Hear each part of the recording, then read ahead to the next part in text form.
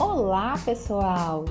Sejam bem-vindos à disciplina de Química de Alimentos 1. Eu sou Miriane e acompanharei vocês durante esse semestre junto com o Marcelo e o professor Fábio. Nesse primeiro vídeo, vamos conhecer um pouco sobre o componente predominante em muitos alimentos, a água.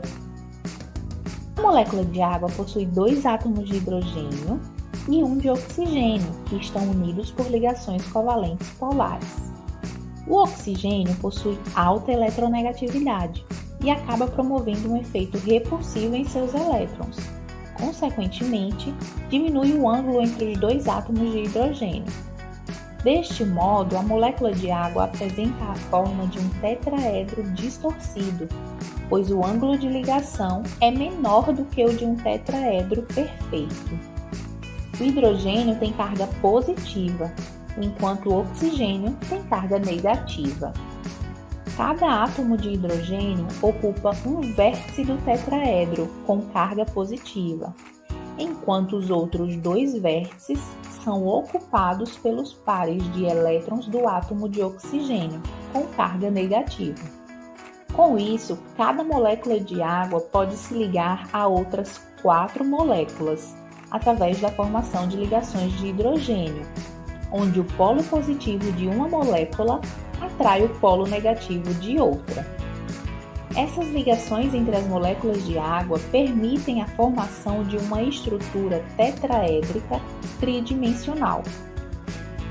A água pode se apresentar em 3 diferentes estados. No estado líquido, suas moléculas estão em constante formação e ruptura de ligações. Por isso, estão em permanente movimento. Para que ela passe para o estado de vapor, é necessário fornecer energia.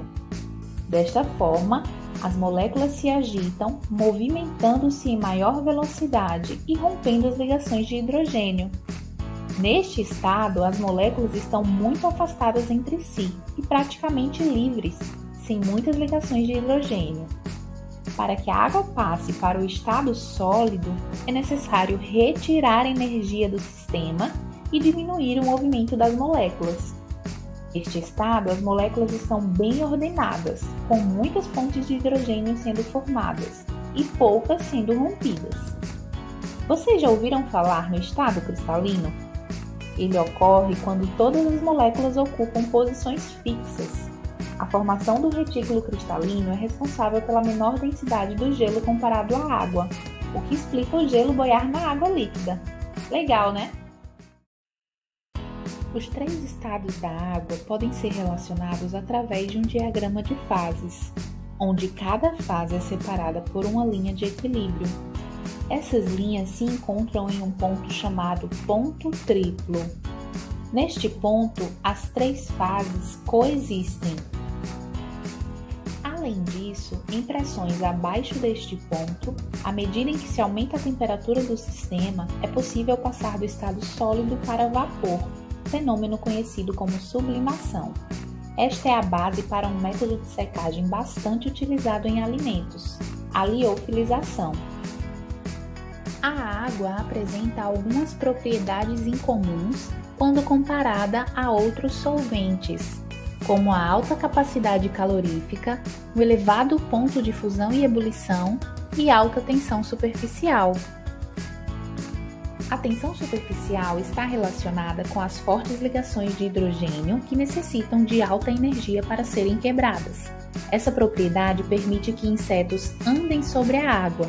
A água também tem a capacidade de se expandir na solidificação, por isso, atenção aos alimentos congelados. As moléculas são divididas em função de sua capacidade de interação com a água. Elas podem ser hidrofílicas, aquelas capazes de estabelecer ligações com a molécula de água, ou hidrofóbica, as de natureza apolar, que não interagem com a água. Mas como a água influencia os alimentos? Bom, o conteúdo de água presente nos alimentos é chamado de umidade.